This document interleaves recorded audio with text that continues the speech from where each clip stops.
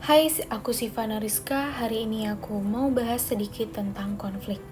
Apa sih itu konflik? Konflik adalah suatu proses yang dimana terjadi pada dua belah pihak atau lebih, yang dimana mereka memiliki pendapat yang berbeda sehingga mereka menimbulkan pertentangan atau suatu benturan dalam suatu hubungan. Meskipun sering dianggap sebagai hal yang negatif, konflik juga salah satu perubahan inovasi apabila jika dilakukan dengan hal yang baik. Nah, teman-teman, kita akan sedikit membahas konflik menurut Rolf Dahrendorf. Rolf Dahrendorf adalah seorang sosiologi Jerman yang lahir pada tahun 1929. Selama kunjungan singkatnya ke Amerika Serikat pada tahun 1957 sampai 1958, ia menyandur kembali teori kelas dan konflik kelas ke dalam bahasa Inggris. Dahrendorf adalah tokoh utama yang berpendirian bahwa masyarakat mempunyai dua wajah, yaitu konflik dan juga konteks. Dan karena itu, teori sosiologi harus dibagi menjadi dua bagian, yaitu teori konflik dan juga teori konteks.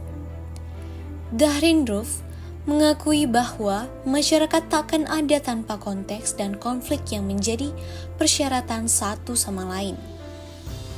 Jadi, kita tidak akan punya konflik kecuali ada konteks sebelumnya. Tak ada integritas sebelumnya yang menyediakan basis untuk konflik. Sebaliknya, konflik dapat menimbulkan konteks dan integrasi. Dahrendorf memutuskan perhatiannya pada struktur sosial yang lebih luas. Inti tesisnya adalah gagasan bahwa berbagai posisi dalam masyarakat mempunyai kualitas otoritas yang berbeda-beda. Otoritas tidak terletak pada individu, tetapi pada posisi. Singkatnya, dalam teori konflik, Dahrendorf berpendapat bahwa masyarakat memiliki dua sisi yang berbeda, yaitu konflik dan juga konsensus. Dari situ, Dahrendorf mengemukakan 4 konsep dalam konflik sosial, yaitu dua wajah masyarakat, yaitu konflik dan konsensus, kekuasaan dan wewenang. Dahrendorf mengemukakan tentang teori konflik yang membahas tentang intensitas bagi individu atau kelompok yang terlibat dari konflik.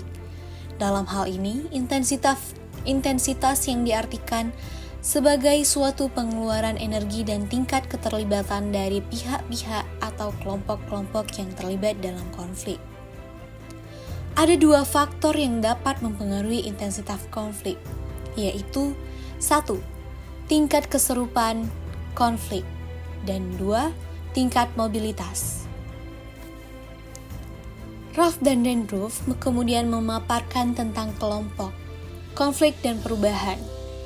Dahrendorf membedakan 3 tipe kelompok utama. Pertama adalah kelompok semu atau sejumlah pemegang saham dengan posisi kepentingan yang sama. Yang kedua adalah kelompok kepentingan. Dan juga yang ketiga adalah kelompok konflik yang memunculkan dari berbagai kelompok kepentingan. Selain itu, juga konflik dari Rolf Dahrendorf juga menganalisis tentang kekerasan dan faktor-faktor yang mempengaruhinya, yaitu tentang kekerasan, yang dimana menunjuk pada alat yang digunakan oleh pihak-pihak yang saling berpisah untuk mengejar kepentingannya. Dalam hal ini bahwasanya menurut teori konflik Rolf Dahrendorf dinyatakan bahwa salah satu faktor yang sangat penting dan dapat mempengaruhi tingkat kekerasan dalam konflik keras, yaitu tingkat yang menyatakan bahwa konflik itu secara tegas diterima dan diatur. Pada hakikatnya, konflik tidak dapat dilenyapkan karena perbedaan di antara mereka merupakan sesuatu yang harus ada dalam struktur hubungan otoritas. Dapat kita lihat contoh kasus tentang konflik GAM dan NKRI, yang dimana dalam konteks konflik di Aceh sebelum tsunami 2004, teori konflik Rolf Dahrendorf ini memberikan kerangka yang relevan untuk memahami dinamika yang terjadi. Dahrendorf menekan bahwa konflik sosial muncul dari ketidakadilan dan ketegangan antara kelompok yang memiliki kekuasaan dan mereka yang terpinggirkan.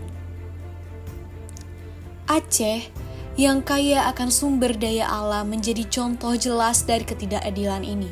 Meskipun daerah tersebut memiliki potensi ekonomi yang besar, tetapi masyarakatnya justru mengalami kemiskinan akibat eksploitasi sumber daya oleh pemerintah pusat. Dalam pandangan Dahrendorf, ketidakpuasan ini merupakan hasil dari struktur kekuasaan yang timpang, di mana kelompok dominan memanfaatkan sumber daya untuk kepentingan mereka sendiri, sementara kelompok yang terpinggirkan merasa diabaikan.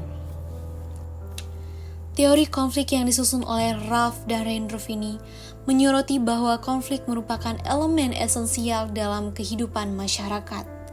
Hal ini terutama disebabkan oleh struktur sosial yang dibentuk oleh hubungan kekuasaan dan otoritas. Menurut Dahrendorf, interaksi sosial kondisi masyarakat sangat ditentukan oleh siapa yang memegang kekuasaan dan siapa yang berada pada posisi subordinat.